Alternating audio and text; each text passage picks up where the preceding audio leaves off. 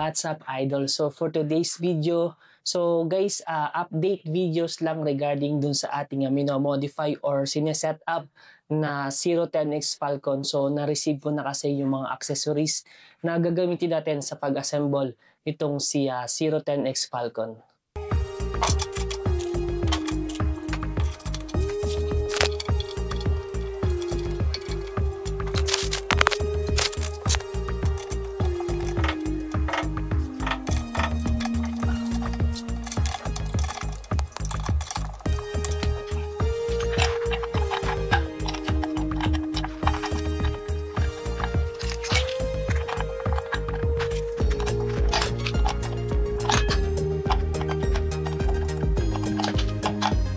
After natin ma-install yung mga accessories, so ganito na yung itsura niya.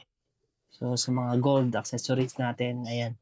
So dito guys, nag-change ako ng mas manipis na tire, yung 10 by 2.5 lang yung i-install natin. Kasi doon sa kabila sumasayad siya eh.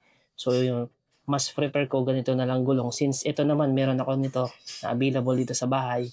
So kasi yung brake ko guys, ayan, so may tendency kasing sumayad kapag 10 by 3. So para hindi na ako mag-add ng spacers dito sa disc, so sa gulong na lang ako nag-adjust, which is wala namang problema sa akin. Mas okay nga yung ganyan, mas madali siya mag-install kapag 10 by 2.5 lang yung tire.